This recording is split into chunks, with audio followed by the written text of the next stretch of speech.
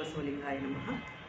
ನಿಜವಾಗ್ಲೂ ಇವತ್ತು ತುಂಬ ಸಂತೋಷದ ದಿನ ಅಂತ ನನಗೆ ಹೇಳೋದಕ್ಕೆ ಹೆಮ್ಮೆ ಅನ್ನಿಸ್ತಾ ಇದೆ. ಯಾಕೆ ಅಂತಂದರೆ ಸತತವಾಗಿ ಈಗ 3ನೇ ಬಾರಿಗೆ ಆಯ್ಕೆ ಆಗಿರ್ತಕ್ಕಂಥದ್ದು ನಿಜವಾಗ್ಲೂ ಕೂಡ ನನಗೆ ಸಂತೋಷ. ಯಾಕೆ ಅಂದರೆ ನಮ್ಮ ಎಲ್ಲ ಅಧ್ಯಕ್ಷರು, ಉಪಾಧ್ಯಕ್ಷರು, ನಿರ್ದೇಶಕರು ಎಲ್ಲರೂ ಮತ್ತು ಜೊತೆಗೆ ನಮ್ಮ ಎಲ್ಲ ಸದಸ್ಯರು, ಹಳೆಯ ನಿರ್ದೇಶಕರು, ನಮ್ಮ ರಾಜು ಅಣ್ಣ ಅವರು ಹೇಳಿದಾಗೆ ಎಲ್ಲರ ಒಂದು ಸಹಕಾರದಿಂದ ನಾವಿಲ್ಲಿ ಒಂದು ಅದ್ಭುತವಾಗಿರ್ತಕ್ಕಂಥ ಒಂದು ಸಾಧನೆಯನ್ನು ಮಾಡಬೇಕು ಅನ್ನೋ ದೃಷ್ಟಿಯಿಂದ ಇಲ್ಲಿ ಮತ್ತೊಮ್ಮೆ ಆಯ್ಕೆಯಾಗಿರ್ತಕ್ಕಂಥದ್ದು ಎಲ್ಲರಿಗೂ ಕೂಡ ನಾನು ಅಭಿನಂದನೆಗಳನ್ನು ಸಲ್ಲಿಸ್ತಾ ಇದ್ದೀನಿ.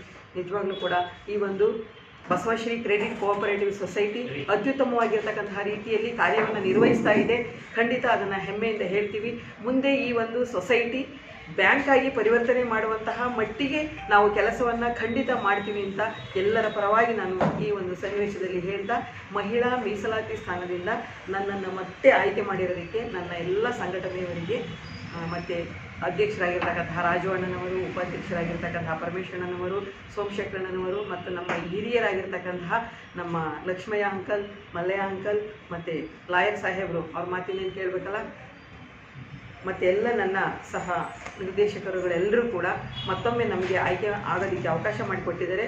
ಈ ಒಂದು ಕೆಲಸವನ್ನು ನಾವು ಅತ್ಯುತ್ತಮವಾದ ರೀತಿಯಲ್ಲಿ ಮುಂದೆ ನಾನು ಖಂಡಿತ ಮಾಡ್ಕೊಂಡು ಹೋಗ್ತೀನಿ ಅಂತ ಹೇಳ್ತಾ ಎಲ್ಲರಿಗೂ ಶರಣಾರ್ಥಿಗಳು. ಅಂತಂದರೆ ನಿಜವಾಗ್ಲೂ ಕೂಡ ನಾವು ಮನೆಯಲ್ಲಿ ಏನು ಕೆಲಸ ಮಾಡ್ತೀವೋ ಇಲ್ವೋ ಗೊತ್ತಿಲ್ಲ, ಆದರೆ ರಾಜು ಅಣ್ಣ ಮಾತ್ರ ಯಾವಾಗಲೂ ಕೂಡ ಸೊಸೈಟಿನಲ್ಲಿ ಇದ್ದುಕೊಂಡು ಅವ್ರಿಗೆ ಏನೇ ಕಷ್ಟ ಸುಖಗಳು ಬರಲಿ ಅದೆಲ್ಲವನ್ನು ಕೂಡ ಬದಿಗಿಟ್ಟು ನನಗೆ ಸೊಸೈಟಿಯನ್ನು ಮುನ್ನಡೆಸ್ತಕ್ಕಂಥದ್ದೇ ನಮ್ಮ ಒಂದು ಉದ್ದೇಶ ಅನ್ನೋ ರೀತಿಯಲ್ಲಿ ನಮಗೆ ಸ್ವಂತ ಕಟ್ಟಡ ಅನ್ನೋದು ಇರಲಿಲ್ಲ. ಅವರ ಒಂದು ಸಾರಥ್ಯದಲ್ಲಿ ಈ ಒಂದು ಸ್ವಂತ ಕಟ್ಟಡವನ್ನು ನಿರ್ಮಾಣ ಮಾಡಿರ್ತಕ್ಕಂಥದ್ದು ನಿಜಕ್ಕೂ ಕೂಡ ಹೆಮ್ಮೆಯನ್ನು ಪಡ್ತಕ್ಕಂಥದ್ದು.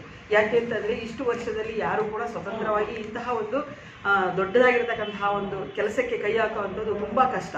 ಅದರಲ್ಲಿಯೂ ಕೂಡ ಅವರು ಆ ಒಂದು ನಿಟ್ಟಿನಲ್ಲಿ ಎಲ್ಲರ ಒಂದು ಸಹಕಾರ ಇರಲಿ ಬಿಡಲಿ, ನಾವು ಅವರಿಗೆ ಹಿನ್ನೆಲೆಯಾಗಿ ನಿಂತಿದ್ದೀವಿ ನಿಜ, ಆದರೆ ಯಾರನ್ನೂ ಪರಿಗಣಿಸಿ ಅಂದರೆ ಎಲ್ಲರನ್ನೂ ಕೂಡ ಪರಿಗಣಿಸ್ತಾ ಇದ್ರು, ಆದರೆ ಅವರ ಕರ್ತವ್ಯದಲ್ಲಿ ಸದಾಕಾಲವೂ ಕೂಡ ಮುಂದೆ ಇರ್ತಾ ಇದ್ರು. ಆ ಒಂದು ಅವರ ಒಂದು ಕಾಯಕವೇ ಕೈಲಾಸ ಅಂತಕ್ಕಂತಹ ಬಸವಣ್ಣನವರ ತತ್ವ ಇಲ್ಲಿ ಸಾಕ್ಷಿಯಾಗಿರ್ತಕ್ಕಂಥದ್ದು, ಈ ಕಟ್ಟಡವೇ ಸಾಕ್ಷಿ. ಮತ್ತು ನಾವು ಅವಿರೋಧವಾಗಿ ಆಯ್ಕೆಯಾಗಿರ್ತಕ್ಕಂಥದ್ದು ಮತ್ತೊಂದು ಸಾಕ್ಷಿ. ಅಂದರೆ ಮುಂದೆಯೂ ಕೂಡ ಅವರ ಒಂದು ಸಾರಥ್ಯದಲ್ಲಿಯೇ ಈ ಒಂದು ಸೊಸೈಟಿಯನ್ನು ಅದ್ಭುತವಾಗಿ ನಡೆಸ್ತಕ್ಕಂತಹ ಒಂದು ಜವಾಬ್ದಾರಿ ಎಲ್ಲರ ಒಂದು ಹೊಣೆಯಾಗಿದೆ. ಅದನ್ನು ಮಾಡೋದಕ್ಕೆ ನಾವೆಲ್ಲರೂ ಕೂಡ ಕಂಕಣಬದ್ಧವಾಗಿ ಕಾರ್ಯವನ್ನು ನಿರ್ವಹಿಸ್ತೀವಿ ಅಂತ ರಾಜು ಅಣ್ಣನವರಿಗೆ ಭರವಸೆಯನ್ನು ಕೊಡ್ತಾ ಎಲ್ಲರಿಗೂ ಧನ್ಯವಾದ. ಇಲ್ಲಿ ಮಹಿಳಾ ಹುದ್ದೆಯಲ್ಲಿ ಅಂತಂದರೆ ಇದು ಕೊಟ್ಟಿರ್ತಕ್ಕಂಥದ್ದೇ ನಮ್ಮ ಒಂದು ಸೌಭಾಗ್ಯ ಅಂತ ನಾವು ಅನ್ಕೋತೀವಿ. ಏಕೆ ಅಂತಂದರೆ ಅಂದರೆ ಬಸವಣ್ಣವರು ಹೆಂಗೆ ಮಹಿಳೆಯರಿಗೆ ಸ್ಥಾನಮಾನವನ್ನು ಕೊಟ್ಟಿದ್ರು ಅದೇ ರೀತಿ ನಮ್ಮ ಸೊಸೈಟಿನಲ್ಲಿ ಒಬ್ಬ ಮಗಳಂತೆ ಈ ಒಂದು ಸಂಘದಲ್ಲಿ ನಮಗೆ ಕಾರ್ಯವನ್ನು ನಿರ್ವಹಿಸಲಿಕ್ಕೆ ಅವಕಾಶ ಕೊಟ್ಟಿದ್ದಾರೆ. ಅಂದರೆ ಏನೇನು ಪ್ಲ್ಯಾನ್ ಹಾಕ್ಕೊತೀವಿ ಅಂತಂದರೆ ಈಗ ನೆಕ್ಸ್ಟು ನಮಗೆ ಹೆಚ್ಚು ಒಂದು ಸೊಸೈಟಿಗೆ ನಾವು ಮೆಂಬರ್ಗಳನ್ನು ಮಾಡಬೇಕು, ಮತ್ತು ಸಾಲವನ್ನು ಕೊಡಿಸ್ಬೇಕು, ಮತ್ತು ಸಾಲವನ್ನು ವಸೂಲಿ ಮಾಡ್ತಕ್ಕಂಥ ಒಂದು ಕ್ರಿಯೆ ಮೊಟ್ಟ ಮೊದಲು ನಡೀಬೇಕು. ಮತ್ತು ಎಲ್ಲಿ ಯಾರಿಗೆ ಅಂದರೆ ಅನುಕೂಲತೆ ಆಗ್ತಕ್ಕಂಥ ಒಂದು ಸನ್ನಿವೇಶದಲ್ಲಿ ಆ ಹೆಣ್ಣು ಮಕ್ಕಳಿರ್ಬೋದು ಅಥವಾ ಇದಕ್ಕೆ ಸಂಘಟನೆಗೆ ಅಂದರೆ ಈ ಸೊಸೈಟಿಗೆ ಮೆಂಬರ್ ಆಗೋದಕ್ಕೆ ಹೆಚ್ಚು ಒತ್ತನ್ನು ಕೊಡ್ತೀವಿ.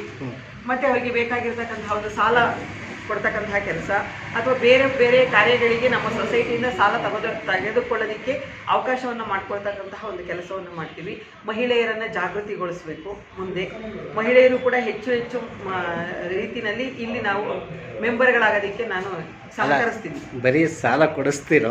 ಸಾಲ ವಸೂಲಿ ಮಾಡ್ತೀವಿ ಅಂತ ಹೇಳಿನಲ್ಲ, ಒಂದು ತಿಂಗಳಿಗೊಂದು ಹೆಣ್ಣುಮಕ್ಕಳು ಅಥವಾ ಹೆಣ್ಣುಮಕ್ಳಿಗೆ ತಾನೇ ನೀವು ಕೇಳ್ತಿರೋದು, ಹೆಣ್ಣು ಮಕ್ಕಳನ್ನು ಸಂಘಟನೆ ಮಾಡಿ ಅವರಿಗೆ ನಮ್ಮ ಸೊಸೈಟಿಯ ಒಂದು ವಿಚಾರದ ಬಗ್ಗೆ ತಿಳಿಸಿ ಅವರ ಮಕ್ಕಳಿಗೆ ಅನುಕೂಲವಾಗುವ ರೀತಿಯಲ್ಲಿ, ಅವರ ವಿದ್ಯಾಭ್ಯಾಸಕ್ಕೆ ಅನುಕೂಲವಾಗುವ ರೀತಿಯಲ್ಲಿ ಇಲ್ಲಿ ಅವರಿಗೆ SB ಅಕೌಂಟ್ಸನ್ನು ಓಪನ್ ಮಾಡಿಸೋದ್ರ ಮುಖಾಂತರ ಮತ್ತು ಅವರ ವಿವಾಹ ಅಥವಾ ವಿದ್ಯಾಭ್ಯಾಸ ಅಥವಾ ಇನ್ನೇನು ಅವರು ಅಂದರೆ ಒಂದು ಸಣ್ಣ ಪುಟ್ಟ ಒಂದು ಕೈಗಾರಿಕೆಗಳನ್ನು ಮಾಡ್ತೀವಿ ಅಂತಂದರೆ ಅವರಿಗೆ ಬೇಕಾಗಿರ್ತಕ್ಕಂಥ ಒಂದು ಸಾಲದ ವ್ಯವಸ್ಥೆಯನ್ನು ನಮ್ಮ ಸೊಸೈಟಿಯಿಂದ ಕೊಡೋದಕ್ಕೆ ಸಹ